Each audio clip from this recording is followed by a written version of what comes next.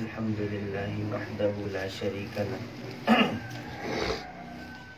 والصلاة والسلام على من لا نبي بعده أما بعد فأعوذ بالله من الشيطان الرجيم بسم الله الرحمن الرحيم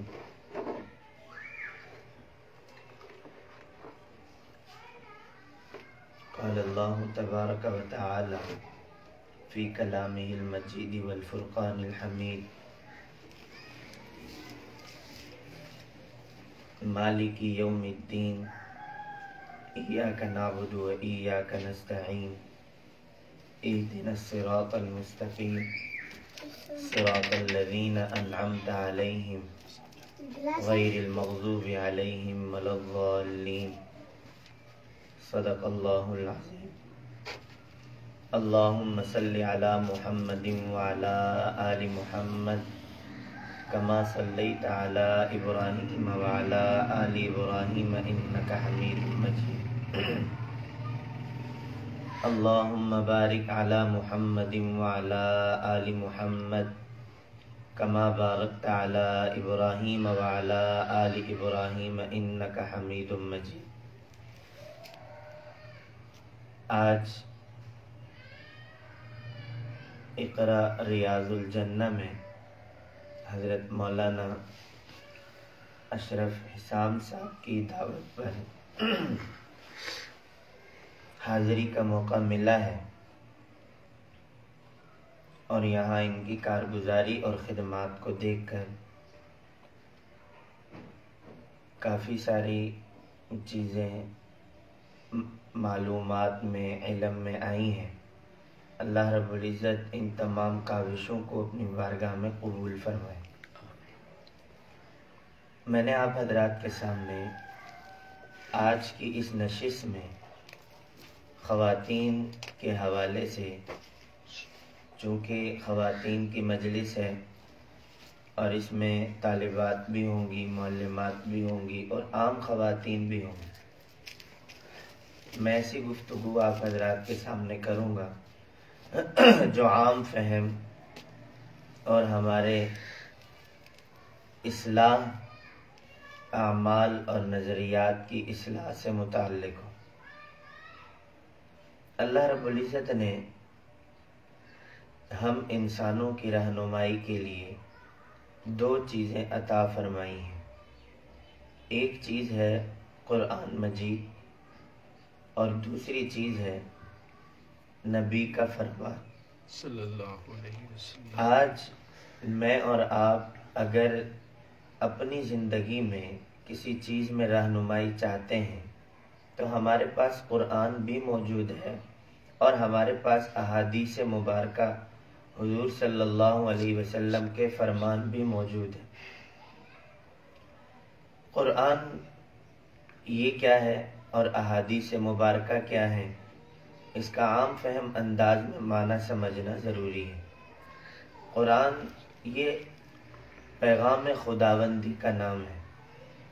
اللہ رب العزت نے اپنی مخلوق کو جو پیغام عطا فرمایا ہے وہ قرآن مجید کی شکل میں ہے. اللہ تعالیٰ نے آسمانی کتابیں تو کئی صحیفوں کی شکل میں اتاری. سب سے بڑی آسمانی کتب وہ چار ہیں: تورات، زبور، انجیل اور پھر قرآن. لیکن تورات یہ آخری کتاب نہیں، انجیل یہ بھی آخری کتاب نہیں، زبور یہ بھی آخری کتاب نہیں. سب سے آخری کتاب قرآن مجید ہے اور سب سے تمام آسمانی کتابوں میں بڑی کتاب بھی قرآن مجید ہے. اللہ تعالیٰ نے قرآن مجید ہمیں عطا فرمایا ہے اور یہ قرآن مجید آخری کتاب جس پیغمبر اور نبی صلی اللہ علیہ وسلم پر اتری وہ بھی آخری نبی اور رسول ہیں. نہ اس قرآن مجید کے اترنے کے بعد کسی نئی کتاب نے اترنا ہے اور نہ ہی دنیا سے حضور صلی اللہ علیہ وسلم کے جانے کے بعد کسی اور نئے نبی نے آنا ہے. یہ ہمارا نظریہ ہے. قرآن مجید اللہ نے آخری کتاب بھی بنا کر بھیجی اور تمام آسمانی کتابوں میں سب سے بڑی کتاب بھی بنا کر بھیجا. اور ادھر نبوت بھی اللہ تعالیٰ نے سب سے آخری پیغمبر محمد الرسول اللہ صلی اللہ علیہ وسلم کو بھیجا. اور تمام انبیاء میں سارے انبیاء کے جو سردار ہیں وہ بھی محمد الرسول اللہ صلی اللہ علیہ وسلم ہیں. قرآن مجید نے تا قیامت رہنا ہے اور حضور کی نبوت نے بھی تا قیامت رہنا ہے. قرآن مجید تا قیامت رہے گا، کیسے رہے گا؟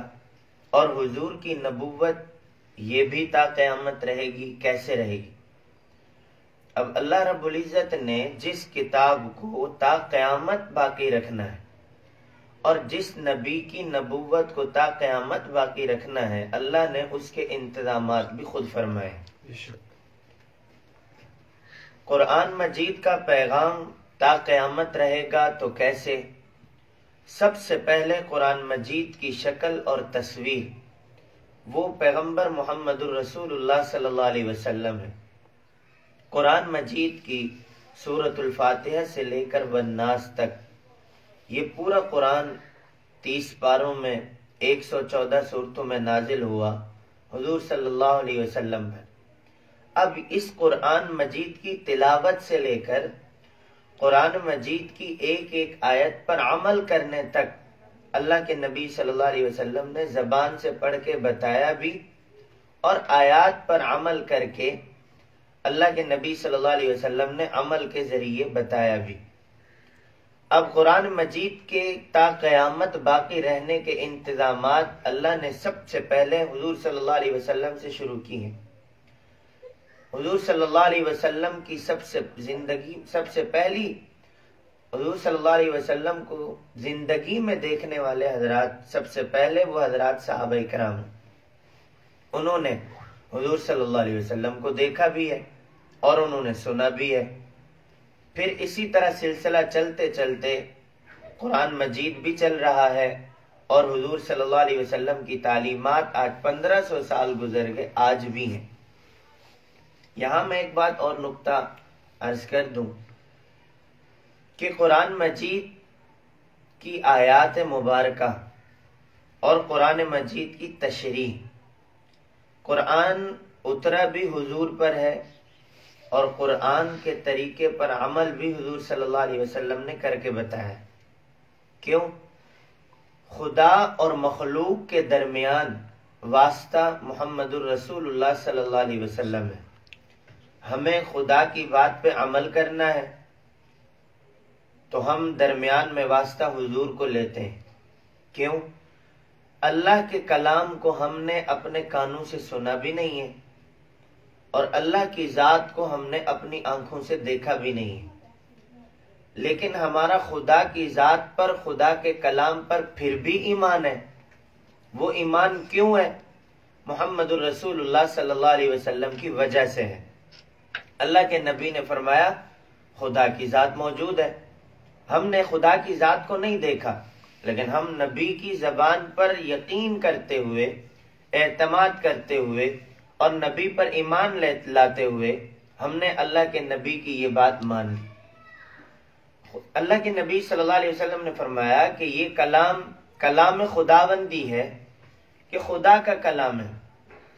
اب ہم نے خدا کی آواز کو سنا بھی نہیں ہے، ہم نے اس قرآن مجید کو اللہ تعالیٰ کی زبان مبارک سے الفاظ نکلتے ہوئے ہمارے کانوں نے نہیں سنا، لیکن ہمارا پھر بھی ایمان ہے. وجہ اس کی کیا ہے؟ کہ ہمارا ایمان ہے حضور صلی اللہ علیہ وسلم پر. جب اللہ کے نبی پر ہمارا ایمان ہے تو اللہ کے نبی پر ایمان لانے کا مطلب کیا ہے؟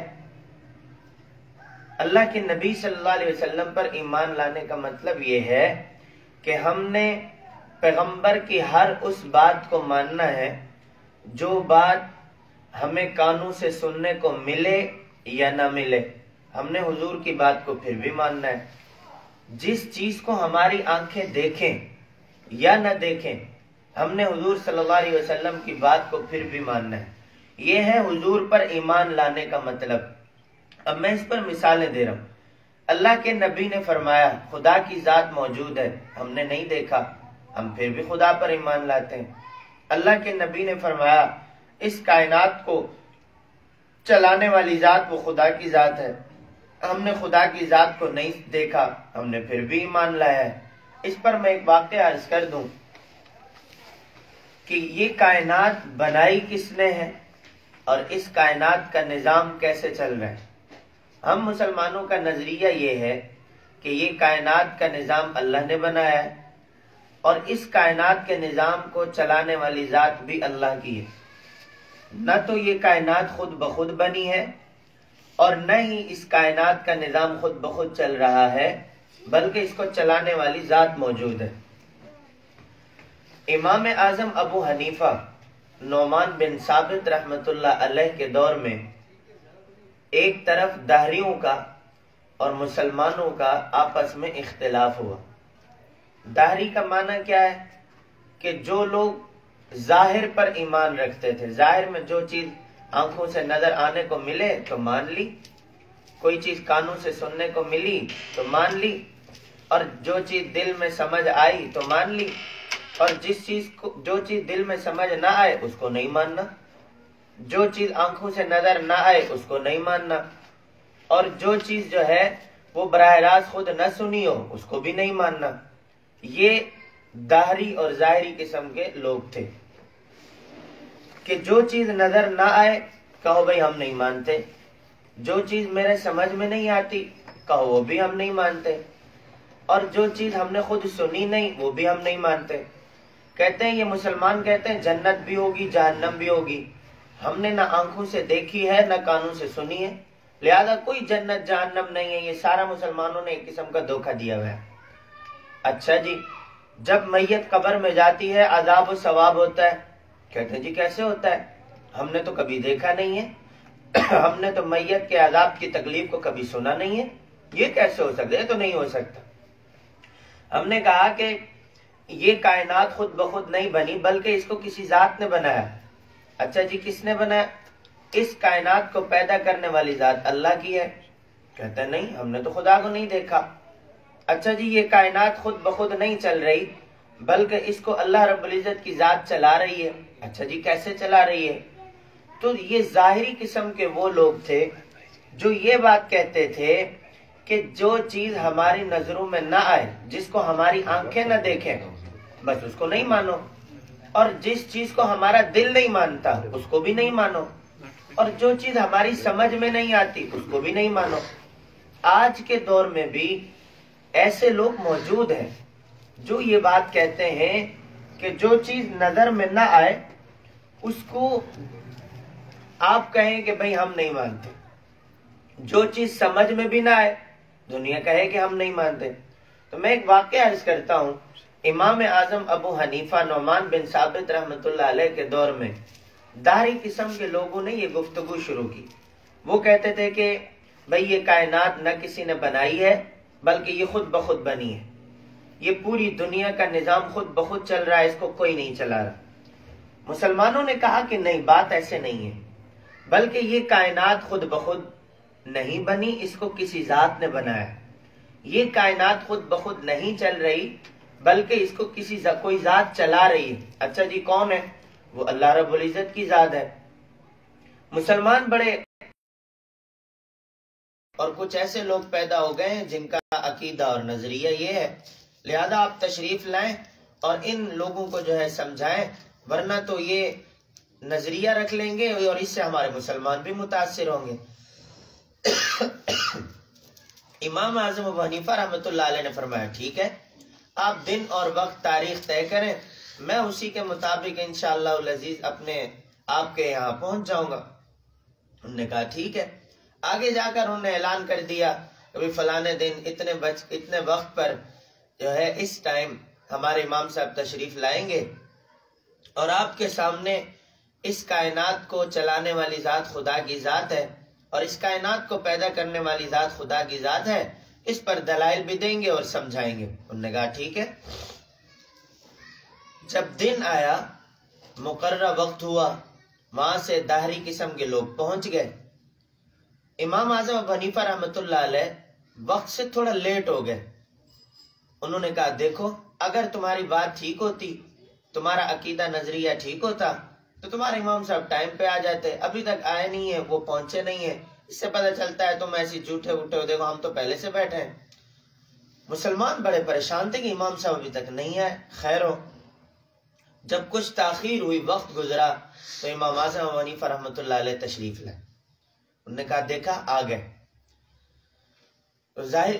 داہری لوگوں نے کہا کہ بھئی یہ کیسے، آپ اتنی تاخیر سے کیوں آئے، آپ کو تو وقت پہ آنا چاہیے تھا۔ امام اعظم ابو حنیفہ رحمۃ اللہ علیہ نے فرمایا دیکھو میں آپ کو وجہ بتاتا ہوں کہ میں لیٹ کیوں ہوں، آپ کو مجھ سے پوچھنا چاہیے بھئی ایک بندہ تاخیر سے لیٹ کیوں آیا، کوئی وجہ بھی تو پوچھیں آپ۔ انہوں نے کہا جی اچھا وجہ بتاؤ۔ کہا جی بات یہ ہے کہ اصل میں آپ لوگ جہاں پر رہتے ہیں یہ دریا کا دوسرا کنارہ ہے، اور میں جہاں رہتا ہوں وہ دریا کے دوسری طرف ہے، میرے اور آپ کے درمیان بہت بڑا دریا واسطہ ہے، اس وجہ سے مجھے آنے میں تاخیر ہو گئی۔ تو کہا کشتی پہ آ جاتے، کشتی پہ سوار ہو کے آپ آ جاتے، دریا میں تو کشتی ہوتی ہے۔ انہوں نے کہا ہاں دیکھو بات یہ ہے کہ جب میں کھڑا رہا تو کوئی کشتی مجھے نظر نہیں آئی، دور دور تک کوئی کشتی نہیں تھی، بلکہ میں انتظار کر رہا تھا تو اتنی دیر میں جو ہے وہ دریا کے کنارے پہ جو درخت ہوتے ہیں وہ خود بخود کٹ گئے، اس کے تختے بن گئے، پھر وہ تختے آپس میں مل گئے، خود بخود وہ کشتی بن گئی، وہ کشتی بن کر میرے پاس کنارے پہ آئی، خود چل کر میں اس میں سوار ہوا، اور اتنی دیر میں مجھے کشتی نے خود بخود چل کر آپ تک مجھے پہنچایا ہے، بس اس وجہ سے مجھے جو ہے تاخیر ہو گئی ہے، میں اس وجہ سے لیٹ ہو گیا ہوں کہ کشتی نہیں تھی اور کشتی بن رہی تھی۔ تو وہ داہری قسم کے لوگ تھے، وہ ہنسنے لگے۔ انہوں نے کہا دیکھو کیسے عالم بے وقوف کو لائے ہیں کہ جس کو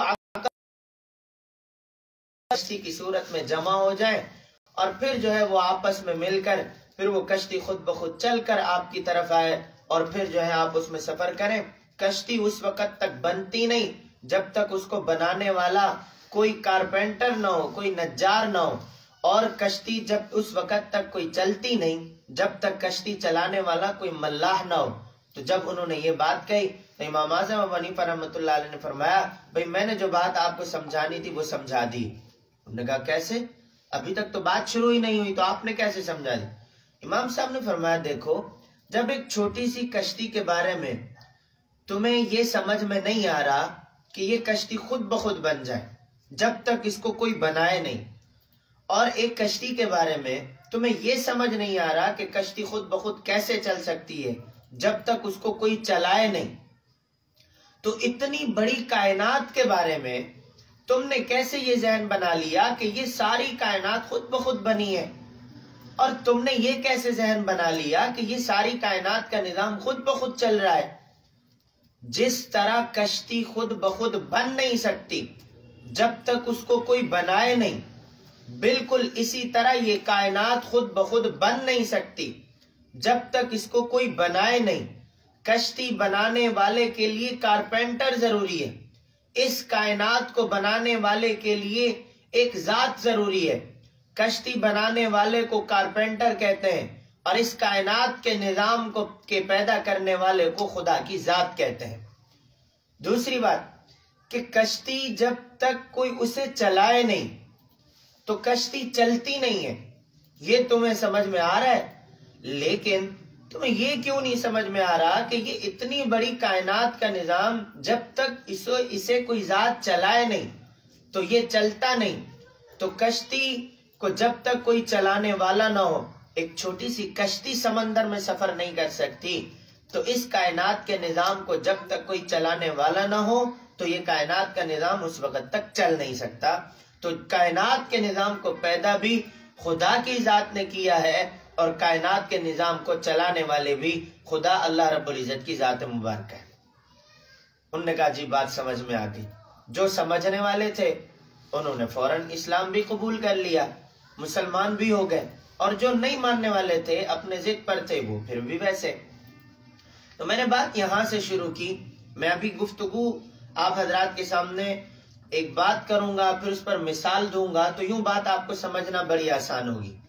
تو یہ جو کائنات کا نظام ہے اللہ رب العزت نے بنایا ہے، یہ ہم مسلمانوں کا نظریہ، اگرچہ ہم نے اپنی آنکھوں سے خدا کی ذات کو نہیں دیکھا، اور یہ جو کلام ہے قرآن مجید یہ اللہ کا کلام ہے، اس کلام پاک کے الفاظ کو ہم نے خدا کی زبان مبارک سے ہمارے کانوں نے نہیں سنا، لیکن خدا اور مخلوق کے درمیان واسطہ حضور صلی اللہ علیہ وسلم کی ذات مبارکہ ہے کہ خدا سے قرآن مجید خدا کا کلام لیا، آگے امت کو دیا، اس کا نام قرآن مجید ہے کہ قرآن مجید کے الفاظ بھی حضور صلی اللہ علیہ وسلم کا ارشاد یہ ہے، اللہ کے نبی صلی اللہ علیہ وسلم سے نقل یوں ہے، اللہ کے نبی صلی اللہ علیہ وسلم سے روایت یوں ہے، یا صحابہ فرماتے ہیں کہ ہم نے حضور کی زبان مبارک سے ایسے سنا، یا وہ فرمائے کہ ہم نے حضور کو ایسے کرتے دیکھا۔ تو یہ جو جتنی چیزیں ہیں یہ احادیث مبارکہ ہے۔ احادیث مبارکہ اور قرآن مجید یہ دونوں اللہ تعالیٰ کا پیغام ہے، لیکن چھوٹا سا ان دونوں میں فرق ہے۔ فرق کیا ہے؟ قرآن مجید کے جو 30 پارے ہیں ان کے جو الفاظ ہیں یہ بھی اللہ کے ہیں، اور ان کے اندر جو پیغام ہے وہ بھی اللہ کا ہے۔ جو نبی کا فرمان احادیث مبارکہ ہے، احادیث مبارکہ اسے کہتے ہیں کہ جس کے اندر معنی مراد اور پیغام تو خدا کا ہے، لیکن الفاظ حضور صلی اللہ علیہ وسلم کی زبان مبارک کے ہیں۔ جہاں الفاظ بھی خدا کے ہوں، معنی بھی خدا کا ہو، اسے قرآن مجید کہتے ہیں، اور جہاں الفاظ نبی کی زبان کے ہوں اور مراد اور معنی خدا کی ذات کا ہوتا ہے اسے احادیث مبارکہ کہتے ہیں۔ تو ہم قرآن پر بھی عمل کرتے ہیں اور نبی کے فرمان پر بھی عمل کرتے ہیں۔ ہمارا قرآن مجید پر بھی ایمان ہے، ہمارا نبی کے فرمان پر بھی ایمان ہے۔ یہ ہے قرآن مجید اور احادیث مبارکہ۔ میں یہاں ایک چھوٹی سی بات اور عرض کر دوں، چونکہ عام خواتین بھی بیٹھی ہیں اور اس حوالے سے یہ بات کرنا بڑی ضروری ہے۔ اللہ کے نبی صلی اللہ علیہ وسلم نے جو بات اپنی زبان مبارک سے ارشاد فرما دی، ہم مسلمان نبی پر ایمان لائے۔ نبی پر ایمان لانے کا مطلب کیا ہے اسے سمجھا جائے۔ میں نے اس کی تمہید پہلے بھی باندھی ہے۔ اللہ کے نبی پر ایمان لانے کا مطلب یہ ہے کہ حضور کا ارشاد آ گیا، بس وہی ہمارے لیے کافی ہے۔ اللہ کے نبی نے جو بات فرما دی، مجھے سمجھ میں آئے تب بھی ماننا ہے، اور مجھے اور آپ کو سمجھ میں نہ آئے تب بھی ماننا ہے۔ اللہ کے نبی نے جو بات فرما دی، ہماری آنکھوں نے اسے دیکھ لیا ہو تب بھی ماننا ہے، اور نہ دیکھا ہو تب بھی ماننا ہے۔ اگر ہماری آنکھیں دیکھیں تب تو ہر بندہ مانتا ہے کیونکہ ہماری آنکھوں نے دیکھا ہے، اور آنکھیں ہماری نہ دیکھیں تب بھی ماننا ہو۔ یہ ہے اصل ایمان، پختہ ایمان، مضبوط ایمان۔ اس پر میں ایک مثال دیتا ہوں۔ اللہ کے نبی صلی اللہ علیہ وسلم معراج کے سفر پر تشریف لے گئے۔ ام ہانی کے گھر سے حضرت جبرائیل امین تشریف لائے، حضور صلی اللہ علیہ وسلم کو ام ہانی کے گھر سے اٹھایا، بیت المقدس لے گئے۔ بیت المقدس سے پھر آسمان کا سفر شروع ہوا۔ ایک زمینی سفر ہے اور ایک آسمانی سفر ہے۔ زمین کا سفر بھی ام ہانی کے گھر سے مسجد حرام اور پھر بیت المقدس، یہ جو ہے یہ بھی ایک ہی رات کا سفر ہے اور یہ زمین کا ہے۔ پھر بیت المقدس سے اوپر آسمان کی طرف سفر اور خدا کی ذات اور عرش تک جانا، یہ آسمان کا سفر ہے۔ یہ زمینی سفر اور آسمانی سفر دونوں کو معراج کا واقعہ کہتے ہیں۔ زمینی سفر کو دیکھیں یا آسمانی سفر، یہ ایک رات میں پیش آیا۔ صبح ہوئی، اللہ کے نبی صلی اللہ علیہ وسلم نے صحابہ کو جمع فرمایا، کہا کہ دیکھو بات یہ ہے کہ میں نے رات کو یوں سفر کیا ہے، جبرائیل امین آئے تھے، مجھے لے کر گئے، میرا سینہ چاک ہوا، میرے قلب اطہر کو زمزم کے پانی سے جو ہے وہ دھویا گیا، پورا ایک واقعہ ہے، آپ حضرات سنتی ہیں۔ اور پھر بیت المقدس میں اللہ تعالیٰ نے حضور صلی اللہ علیہ وسلم کے لیے سارے انبیاء کو جمع فرمایا۔ اللہ کے نبی صلی اللہ علیہ وسلم نے مصلی پہ کھڑے ہو کے امامت کروائی، سارے انبیاء کرام نے حضور صلی اللہ علیہ وسلم کے پیچھے کھڑے ہو کے نماز پڑھی۔ پھر سفر آگے شروع ہوا، آسمانوں پر انبیاء سے ملاقاتیں، پھر عرش پر جانا، پھر جنت اور جہنم کے نظارے، پورا یہ ایک سفر ہے۔ صبح جب ہوئی تو اللہ کے نبی صلی اللہ علیہ وسلم نے اپنے معراج کے رات کے سفر کو بیان فرمایا۔ جب بیان فرمایا تو اس وقت مشرکین مکہ اور منافقین جو نہیں مانتے تھے وہ نہیں مانتے تھے، اور جو مان لیتے تھے ان کے لیے نبی کی زبان ہی کافی تھی۔ حضرت ابو جہل جو ہے وہ چلتے پھرتے حضرت صدیق اکبر رضی اللہ تعالی عنہ کے پاس گیا، کہنے لگا کہ اپنا ابو بکر مجھے یہ بتاؤ کہ کوئی اگر یہ کہے کہ میں نے رات کو اتنا لمبا سفر کیا ہے اور میں آسمان پر بھی گیا ہوں اور پھر میں عرش معلیٰ تک بھی گیا ہوں اور میں نے جنت اور جہنم یہ سارے نظارے دیکھے ہیں، یہ سفر بہت لمبا ہے، یہ تو کئی سو سال میں بھی کیا جائے تو مکمل نہ ہو، اور پھر یہ سفر مجھے اور آپ کو تو نہیں ہوتا، لیکن یہ بتاؤ کہ کیا ایسے سفر کے بارے میں تمہارا دل مانتا ہے، تم اسے تسلیم کرتے ہو؟ حضرت صدیق اکبر رضی اللہ تعالیٰ نے فرمایا ابو جہل یہ تو بتاؤ، میرا دماغ تو نہیں مانتا، لیکن یہ بتاؤ کہ یہ بات کہنے والا کون ہے؟ تو ابو جہل نے کہا کہ ابو بکر وہی نبی جس کا تم کلمہ پڑھتے ہو، وہ نبی اتنی بڑی بڑی باتیں کرنے لگا ہے کہ بھئی میرا رات کو سفر ہوا، عرش معلیٰ پہ گیا، آسمانوں پہ میں نے انبیاء سے ملاقاتیں کی، اور پھر جنت اور جہنم کو دیکھا، جنت کی نعمتوں کو میں نے یوں دیکھا، جہنم کے عذاب میں لوگوں کو میں نے یوں دیکھا، چغل خوروں کو یوں دیکھا، غیبت والوں کو یوں دیکھا، زنا بدکاری والوں کو یوں دیکھا، شراب نوشی والوں کو میں نے یوں دیکھا، پورا ایک اللہ کے نبی صلی اللہ علیہ وسلم کا سفر میں۔ تو ابو جہل نے جب یہ بات کہی تو ابو بکر رضی اللہ تعالی نے پوچھا ابو جہل بتا یہ ہے کون؟ فرمایا وہی نبی جس کا تم کلمہ پڑھتے ہو۔ حضرت صدیق اکبر رضی اللہ تعالی نے آنکھیں بند کی اور ابو جہل سے کہا ابو جہل ہاں پھر میں مانتا ہوں۔ تو ابو جہل نے کہا کیسے مانتے ہو جب ایک بات کو تمہارا دل نہیں مان رہا، تمہاری عقل میں نہیں آ رہی، لیکن پھر بھی تم مانتے ہو؟ حضرت صدیق اکبر رضی اللہ تعالیٰ عنہ نے بڑا بہترین جملہ ارشاد فرمایا، فرمانے لگے ابو جہل میں نے کلمہ اپنی سمجھ اور عقل کا نہیں پڑھا تھا کہ ابو بکر کے سمجھ میں جو بات آئے گی اسے ابو بکر مانے گا، اور جو بات ابو بکر کے سمجھ میں نہیں آئے گی اسے نہیں مانے گا، اور جس چیز کو ابو بکر نے دیکھا ہو اسے تو مان لے گا، اور جس چیز کو نہ دیکھا ہو اسے نہیں مانے گا۔ فرمایا ہم نے کلمہ نبی کی زبان کا پڑھا ہے، لا الہ الا اللہ محمد الرسول اللہ، اور حضور کو ماننے کا مطلب یہ ہے کہ سمجھ میں آئے تب بھی حضور کی بات ماننی ہے، میرے اور آپ کی سمجھ میں نہ آئے تب بھی حضور کی بات ماننی ہے، اللہ کے نبی کا فرمان آ جائے میرے اور آپ کی آنکھوں نے دیکھا ہو تب بھی اسے ماننا ہے، میرے اور آپ کی آنکھوں نے نہ دیکھا ہو تب بھی اسے ماننا ہے۔ یہ ہے نبی پر ایمان لانے کا مطلب۔ تو یہ بات میں نے کیوں عرض کی ہے؟ اس وجہ سے عرض کی ہے کہ آج معاشرے میں کیا ہوتا ہے کہ اکثر دنیا اس بات پر بس دو چیزوں پر لگی ہے، بھئی ہمیں یہ چیز سمجھ میں نہیں آتی، ہمیں دین کا مسئلہ یوں سمجھ میں نہیں آتا، ہمیں دین کی بات یوں نظر نہیں آتی۔ تو میں ایسے لوگوں سے کہتا ہوں بھئی اگر تم چاہتے ہو کہ پکے ٹھکے کامل مضبوط مسلمان بنو اور تم اپنے ایمان کی کیفیت کو مضبوط کرنا چاہتے ہو تو میں پھر کہتا ہوں کہ آپ کا ایمان ایسے ہونا چاہیے کہ ایمان بالغیب، یعنی ایمان بالغیب کا معنی کیا ہے؟ میں نے اور آپ نے جنت نہیں دیکھی، ہم نے پھر بھی ماننا ہے۔ میں نے اور آپ نے جنت کی کوئی نعمتیں نہیں دیکھی، ہم نے پھر بھی ماننا ہے۔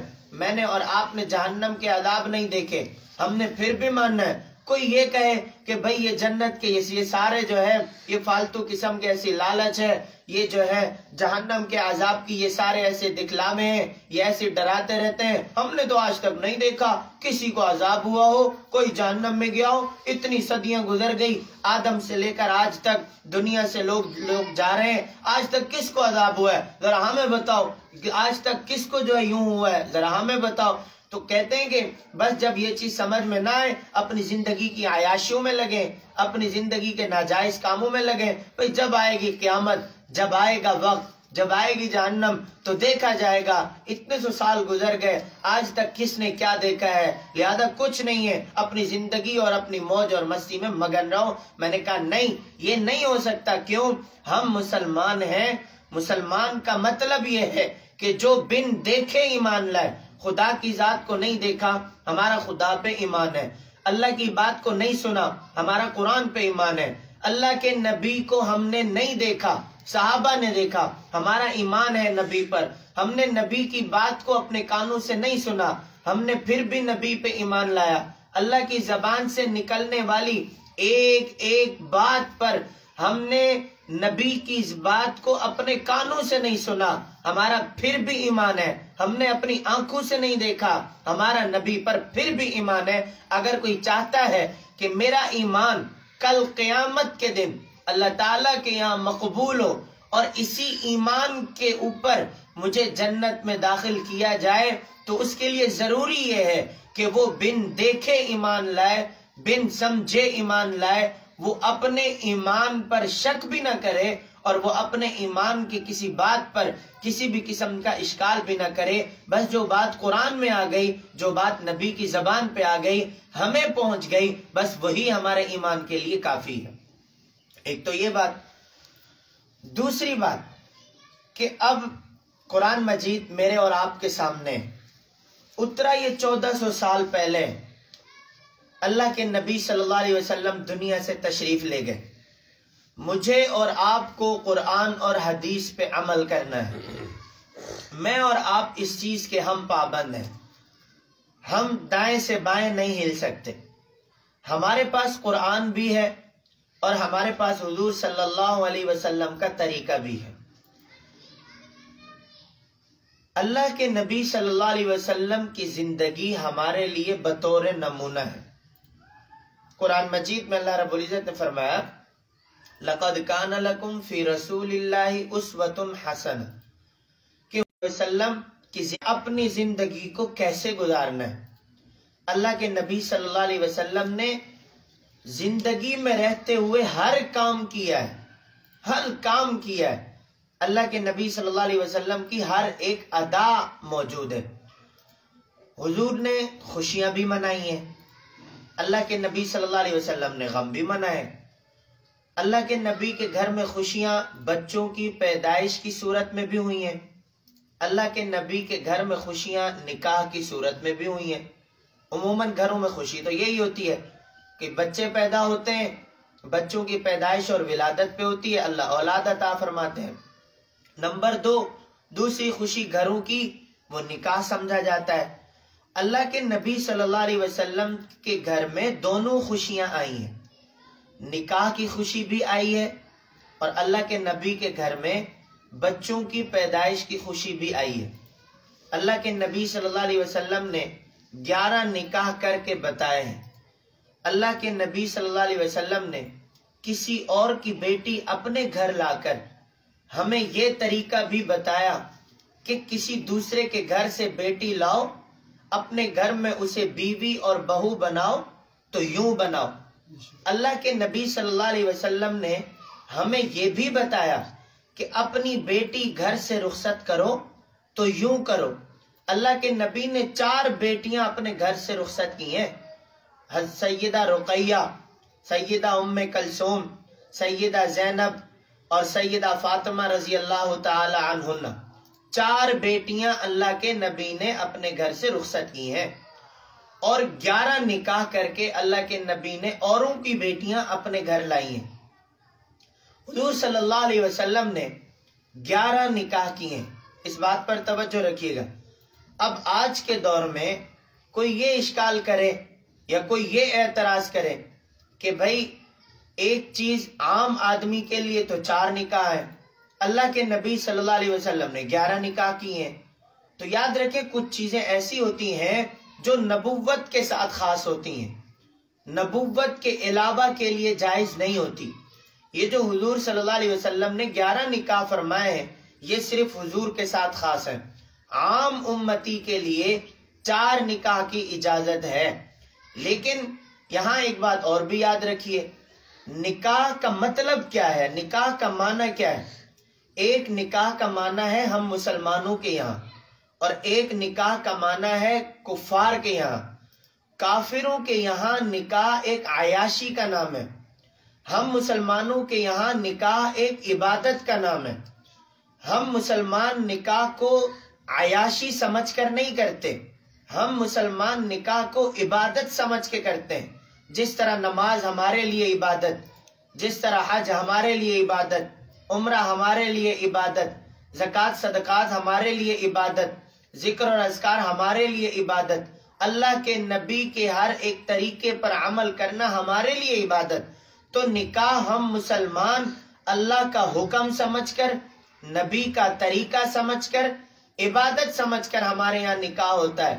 تو نکاح کو عبادت سمجھ کے کرنا چاہیے۔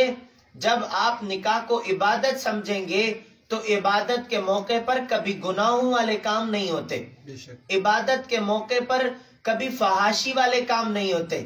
ہمارے یہاں ہوتا ہے کیا ہے، لوگ میرے پاس آتے ہیں، کراچی میں بہت سارے لوگ ہیں، سوال کرتے ہیں مولانا صاحب بچی کی شادی ہوئی، بیٹے کی شادی ہوئی، شادی بڑی دھوم دھام سے ہوئی، لاکھوں روپے کا خرچہ ہوا، اتنا سارا کچھ ہوا، لیکن گھر میں خوشحالی نہیں ہے، آپس میں بڑے لڑتے ہیں، اور ہمارے گھر میں تو یہ ہے۔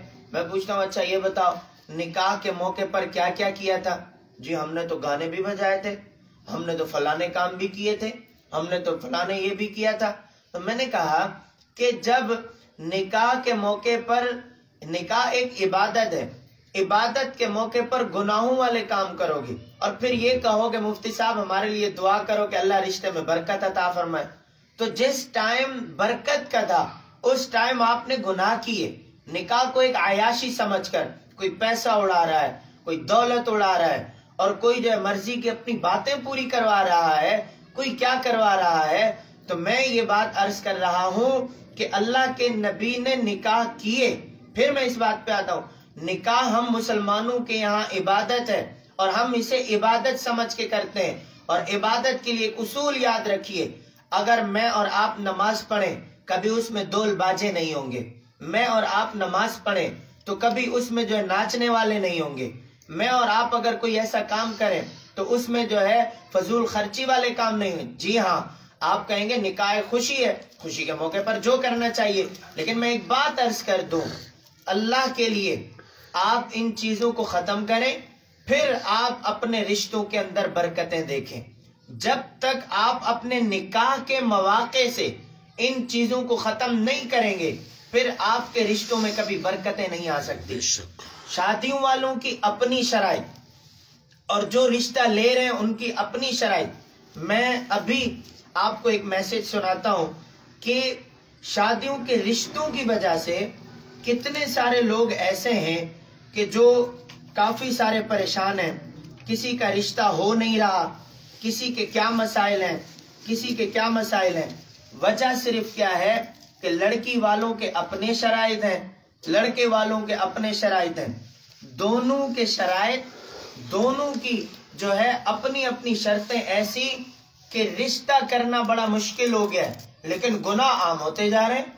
جو حلال کام، سنت کام، نکاح جیسی عبادت، جو کام کرنا جسے آسان ہونا چاہیے تھا وہ بڑے مشکل ہو گئے، اور دنیا میں گناہوں کے کام بڑے آسان ہو گئے۔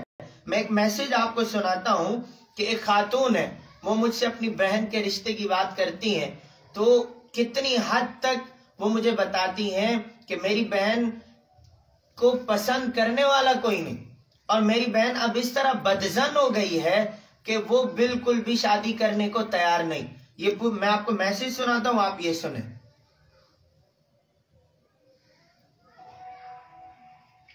جی میری بہن کا نام فائزہ ہے اور میری امی کا نام نصرت پروین ہے۔ تقریباً 3 سال ہو گئے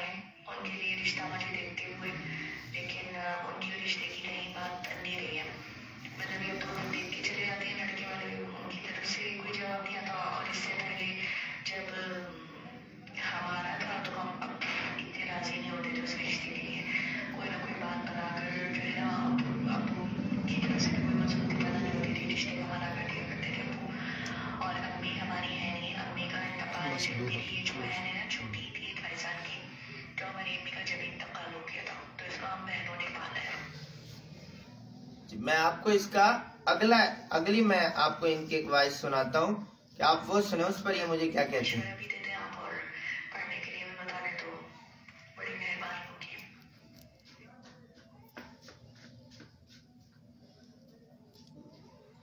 नहीं शायद तो बहुत है लड़का। 11 बज गए ना। मैं सिर्फ इस मौके पर एक बात अर्ज करता हूँ कि निकाह को इबादत समझ के करना चाहिए, और इबादत में कभी शराइत नहीं हुआ करती। ऐसे हर वो काम नहीं होते कि जिससे रिश्ते बने ना, बल्कि वो काम किए जाते हैं जिससे रिश्ते टूटे। तो आप खवातीन हैं, इसमें मेरी माएँ भी बैठी होंगी, इसमें मेरी बहनें भी बैठी होंगी। मैं ये एक बात जरूर अर्ज करता हूँ बुजुर्गों की खिदमत में कि अल्लाह के लिए अपने घरों के रिश्तों में जल्दी करें। अल्लाह के लिए अपने घरों के रिश्तों में ऐसी किसी किस्म के शराइत न लगाएं कि जिससे आपकी बहन बेटियों की जो है घर में ही जिंदगी गुजर जाए। हमें इन तमाम काम को खत्म करना होगा। अल्लाह के नबी सल्लल्लाहु अलैहि वसल्लम ने 4 बेटियां अपने घर से रुखसत की हैं। कैसे की हैं? किसी किस्म की कोई शराइत नहीं है। आप शराइत ना रखें, बल्कि आप अल्लाह के लिए और अल्लाह पर एतमाद करते हुए हाँ दीन को सामने रखें। आप घर को सामने रखें, उनके मिजाज को सामने रखें। जहां आपको मुनासिब समझ आए आप दीन को समझते हुए आप अपने शादियों और इन मामलात में बड़ी जल्दी करें। लेकिन इस मौके पर सिर्फ मैं एक बात कहता हूँ, लड़के वालों से भी जो रिश्ता लें, जब लेने जाएं तो वो भी शराइत ना लगाएं, और जब रिश्ता लें देने वाले भी, देने वाले या ना लेने वाले, जो आपस में एक किस्म के हिसाब की जिंदगी है, जिंदगी की जरूरियात है, उसी के मुताबिक अमल करें। तो मैंने अपनी बात का खुलासा आपके सामने ये पेश किया है कि मैं और आप, हमारे लिए कुरान मजीद है, मेरे और आपके लिए अल्लाह के नबी का फरमान है, मेरे और आपके लिए हुजूर सल्लल्लाहु अलैहि वसल्लम का तरीका है। अल्लाह के नबी सल्लल्लाहु अलैहि वसल्लम की जिंदगी में सारे काम आए हैं, मुझे और आपको उसी के मुताबिक अमल करना चाहिए। इंशाअल्लाह अज़ीज़ फिर वक्त मिला तो दोबारा इन उन्वानात पर, मुआशरे की इस्लाह पर, चूँकि इस्लाही मजालिस हैं ये, तो मैं समझता हूँ कि ऐसे मौक़ों पर ये बातें समझाना बड़ा ज़रूरी है, जिसमें नज़रियात भी हो, जिसमें इस्लाह भी हो, आमाल की इस्लाह भी हो, सोच की इस्लाह भी हो, ईमान भी पुख्ता हो, आमाल भी हमारे ठीक हो। अल्लाह रब्बुल इज़्ज़त मुझे और आपको अमल की तौफीक अता फरमाए। चूँकि वक्त आपका ख़त्म हो गया है 11 बजे तक, तो मेरी एक तरतीब है, नो लेट और नो वेट। जितना वक्त दिया हो, जितना वक्त हो, बस उसी के मुताबिक बात की जाए। इंशाअल्लाह अज़ीज़ फिर वक्त मिला तो दोबारा बात करेंगे। व आखिर दावाना अनिल हम्दुलिल्लाहि रब्बिल आलमीन। माशाअल्लाह।